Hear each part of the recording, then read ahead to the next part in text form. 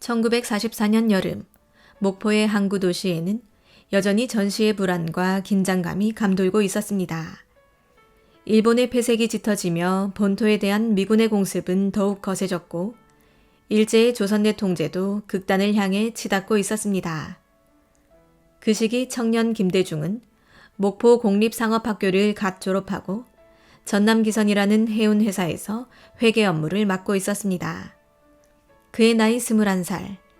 인생의 방향을 결정짓기에는 아직 이른 듯 보이는 나이였습니다. 그러나 그의 여름, 한 장면이 김대중의 인생을 완전히 바꾸게 됩니다. 해운회사 사무실 밖을 바라보던 그는 양산을 쓴 채 하얀 원피스를 입고 지나가던 한 여인을 보았습니다. 항구의 칙칙한 풍경 속 단정한 머릿결과 하얀 피부를 지닌 여인은 마치 도심 한복판에 피어난 백합 같았다고 합니다. 김대중은 훗날 그때를 이렇게 회상합니다. 그녀는 마치 쟁걸음이라도 세고 가듯 다소곳이 고개를 숙이고 길을 걷고 있었고 나는 단숨에 한눈에 반해버리고 말았습니다. 그녀는 차용애, 목포에서 큰 인쇄소를 운영하던 지역유지 차보륜의 딸이었습니다. 당시는 호적에 차용수로 기록되어 있었고 일본 나가노현 인하여학교에서 유학 중이었지만 미군의 공습이 심해지자 아버지의 부름을 받고 귀국한 참이었습니다. 그녀가 귀국한 시점은 거의 운명에 가까웠습니다. 실제로 그녀의 친구들은 군수공장에 동원되어 미군의 폭격으로 희생되었고 차용애는 간신히 그 참화를 피한 것입니다. 김대중은 수소문 끝에 그녀가 자신의 고등학교 동기 친구의 여동생이라는 사실을 알게 되었습니다.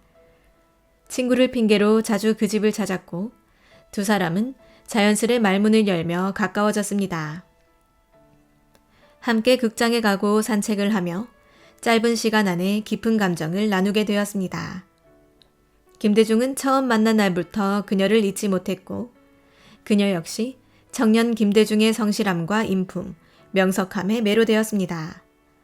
목포상고를 수석으로 입학했고 얼굴도 준수했던 그는 친구를 통해 그녀의 호감 속으로 들어갔습니다. 하지만 사랑은 순탄하지 않았습니다. 문제는 장인이 될 차보륜이었습니다. 당시 김대중은 징병검사를 마친 상태로 언제 전장에 끌려갈지 알 수 없는 상황이었습니다. 그는 가난했고 가진 것 없는 청년이었습니다. 차보륜은 딸을 위해 안정된 상대를 이미 염두에 두고 있었고 김대중은 그 기준에 한참 모자란 남자였습니다. 어느 날 차용애의 어머니가 단판을 제안했습니다.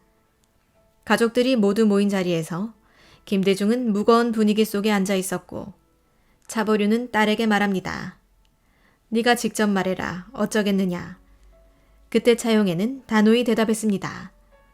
저는 대중씨 아니면 시집 안 갑니다. 시집 못 가면 죽어버리겠습니다. 그 순간 결혼은 성사되었습니다. 부모는 결국 딸의 의지를 꺾지 못했고 두 사람은 1945년 4월 결혼식을 올립니다. 신랑 21살, 신부 19살의 봄이었습니다. 그리고 단 3달 뒤인 8월 15일, 일본은 패망을 선언했고 김대중은 징집공포에서 벗어났습니다. 부부는 해방의 기쁨과 함께 백년해로를 약속하며 새로운 인생의 출발선에 섰습니다. 광복 이후 김대중은 해운업을 시작하며 제법 성공적인 사업가로 성장해 나갔습니다.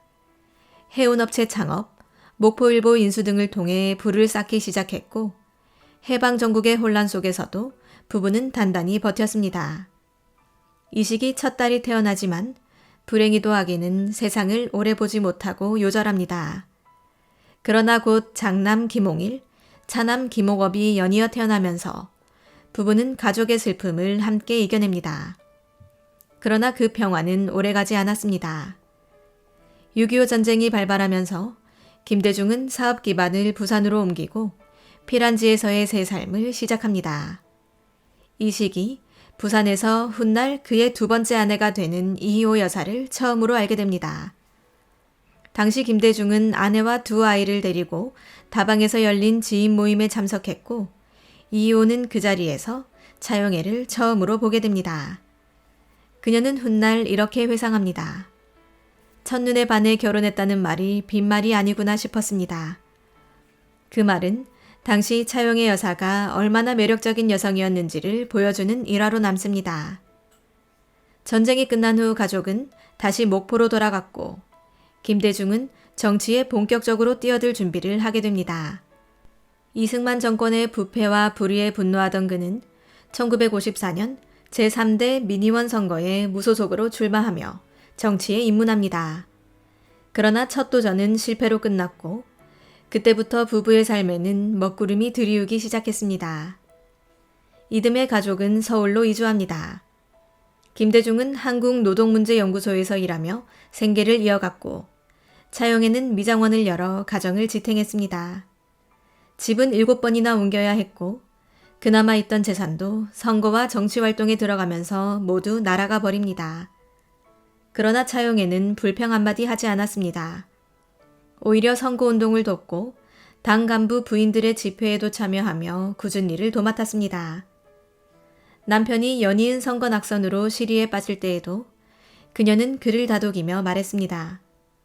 당신의 길이 옳다면 끝까지 싸우세요. 집안일은 내가 책임질게요. 이 말은 김대중이 좌절하지 않고 정치를 계속해 나갈 수 있는 힘이 되었습니다. 하지만 그렇게 평생의 내조를 약속한 그녀의 시간은 그리 오래 주어지지 않았습니다. 서울로 올라온 김대중은 본격적인 정치인의 길을 걷기 시작합니다. 하지만 정치는 녹록지 않았습니다. 차영애 여사는 서울 생활의 중심이었습니다. 남편이 정치를 한다고 했을 때 그녀는 가난을 예상했지만 두려워하지 않았습니다. 서울살이는 그야말로 전쟁이었습니다. 서울에 올라온 뒤 7번도 넘게 이사를 다녔고 전셋방도 점점 좁아졌습니다. 가세는 기울어갔고 차영애는 생활비를 벌기 위해 직접 미장원을 열었습니다. 미장원이 잘 되지 않자 차영애는 결국 집에서 파마약을 쓰며 손님을 받기 시작합니다. 화학약품 냄새가 방 안 가득 찼고 어린 두 아들도 그 속에서 자라야 했습니다. 그녀는 머리 손질을 하며 손님들과 소소한 대화를 나눴고 손에 굳은 살이 박힐 정도로 쉬지 않고 일했습니다. 그리고 밤이면 김대중의 연설문을 읽어주며 선거 전략을 함께 고민했습니다. 이 시기 김대중은 장면 부통령의 권유로 민주당 공천을 받아 1958년 제4대 민의원 선거에 강원도 인제에서 출마하게 됩니다. 인제는 김대중에게 생명부지의 땅이었지만 그는 군인 유권자 비율이 높은 그 지역에서 승산을 찾았습니다. 하지만 선거관리위원회는 후보 등록 자체를 방해했고 추천인 명단이 중복되었다며 등록을 취소해버립니다. 김대중은 굽히지 않았습니다. 이듬해 1959년 보궐선거에서 재출마하면서 추천인을 다시 모으고 직접 호박꼭지로 도장을 새겨 재등록을 시도했습니다. 이른바 호박도장 사건입니다. 그러나 다시 한번 등록은 무효 처리되었고 결국 선거도 부정선거로 끝이 났습니다. 그러나 이 모든 실패의 그림자 속에서도 차영애는 단 한 번도 남편에게 실망을 표현하지 않았습니다. 오히려 그는 말했습니다. 당신이 옳은 길을 가고 있다면 계속 가십시오. 무슨 일이 있어도 저는 당신 편입니다. 이 말은 김대중의 기억에 평생을 남았습니다. 선거 유세 중 구타를 당하고 얼굴이 부어온 김대중에게 그녀는 상처를 닦아주며 말했습니다. 사람들이 모욕할수록 더 품격을 지키세요. 언젠가 이 아픔이 당신의 자산이 될 겁니다.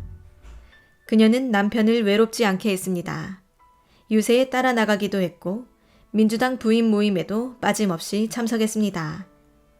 선거 때마다 식사를 준비했고 운동원들에게는 따뜻한 말 한마디라도 더 해주려 노력했습니다. 그러나 그녀의 마음은 조금씩 병들어가고 있었습니다. 1959년 김대중은 다시 인제에서 보궐선거에 도전합니다. 이는 세 번째 선거 도전이자 세 번째 절망으로 기결된 선거였습니다. 부정선거는 여전했고 가족의 빚은 눈덩이처럼 불어나 있었습니다. 이 시기 김대중은 사람을 피하고 싶어 무작정 버스를 타고 목적지도 없이 떠나곤 했습니다. 집에 남은 차용에는 점점 피폐해져 갔습니다. 그녀의 손에는 언제부턴가 약봉지가 쥐어졌고 가스마리는 잦아졌습니다. 파마약 냄새가 코를 찌르던 좁은 집안에서 그녀는 웃으며 두 아들을 키우고 남편의 선거 자금을 쥐어 짜냈습니다. 정확한 진단명조차 없이 그녀는 가스마리라는 말로 고통을 설명했습니다. 하루는 약을 먹고 정신을 잃었습니다. 김대중은 헐레벌떡 의사를 데려왔지만 돌아왔을 때 그녀는 이미 숨이 멎어 있었습니다.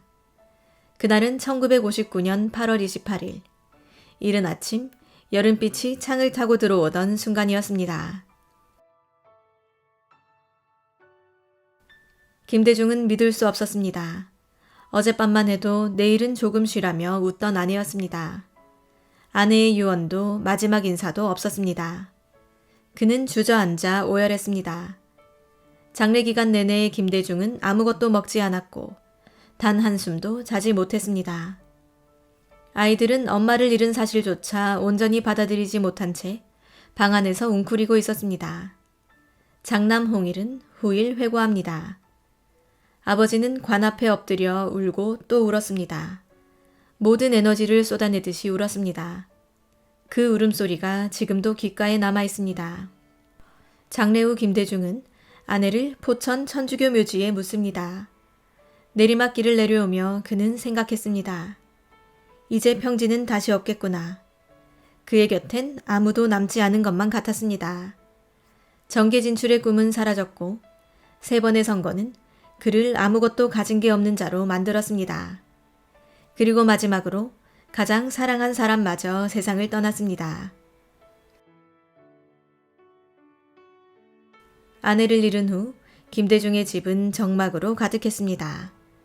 어린 두 아들 김홍일과 김홍업은 눈물을 감출 줄도 몰랐고 가장이자 정치인이었던 김대중은 슬픔보다 앞서 아이들을 책임져야 했습니다. 가장 어려운 시기, 지탱해주던 기둥이 무너졌기에 그는 더욱 단단해져야 했습니다. 어느 날 김홍일은 아버지가 밥을 먹지 않자 말했습니다. 아버지가 안 드시면 저도 안 먹겠습니다. 그 말에 김대중은 아들을 안고 소리 없이 울었습니다. 그는 깨달았습니다. 이제 자신이 가슴에 묻은 여인의 목까지 살아내야 한다는 것을. 자신이 무너진다면 차용애가 남기고 간 두 생명 또한 흔들릴 수밖에 없다는 현실 말입니다. 그는 종종 아이들과 함께 남산에 올랐습니다. 팔각정에 서서 말했습니다. 어머니는 저 하늘에서 너희를 지켜보고 계신다. 이 말은 아들들에게 위로이자 약속이었습니다. 그리고 김대중 스스로에게는 평생 지켜야 할 다짐이기도 했습니다. 김대중에게 차용애는 단순한 아내가 아니었습니다. 청춘의 시작이자 자신을 믿고 함께 걸어간 사람. 김대중의 첫 회고록에서도 그는 차용애에 대한 깊은 사랑과 회한을 절절히 드러냅니다. 김대중 씨에게 시집 못 가면 죽어버리겠다던 20살의 당돌한 목포 아가씨. 그녀는 부잣집 딸이었지만 결혼 후의 삶은 평탄치 않았습니다. 전세방을 전전하고 미장원에서 일하며 파마 냄새로 가득한 방에서 아이를 키우고 선거운동을 도우며 거리로 나섰습니다. 남편은 정계에서 계속 낙선했고 집안은 재산을 다 날렸습니다. 그럼에도 그녀는 단 한 번도 원망하지 않았습니다. 당신이 믿는 길이라면 끝까지 가세요. 자식들은 내가 책임질게요. 이 말은 김대중의 삶을 지탱한 좌표이자 훗날 그의 인동초 정신을 낳은 밑바탕이었습니다. 차용애 여사의 죽음 이후에도 김대중은 가족을 잃는 아픔을 연이어 겪게 됩니다. 딸 김소희는 유년기 병으로 세상을 떠났고 여동생 김미자 역시 치료 한 번 받지 못한 채 심장판막증으로 운명을 달리합니다. 그는 말합니다. 어머니, 여동생, 아내. 나는 가장 사랑했던 여인들을 모두 너무 일찍 보내야 했습니다. 그는 가난했기에 의료비조차 감당할 수 없었습니다. 한 명도 병원에 제대로 데려가지 못하고 떠나보낸 회한은 평생 그의 마음을 떠나지 않았습니다. 그리움은 더욱 간절해졌고 차용의 부재는 시공을 넘어 계속 그의 곁에 머물렀습니다. 1980년대 중반 김대중은 한 인터뷰에서 조용히 말합니다. 그녀가 살아있었다면 어쩌면 나는 다른 삶을 살았을지도 모르지요. 이 말은 단순한 상념이 아닙니다. 그는 수없이 돌아보고 생각하고 가슴을 쳤습니다. 차용애가 살아있었더라면 대통령 김대중의 길은 조금은 덜 외로웠을지도 모릅니다.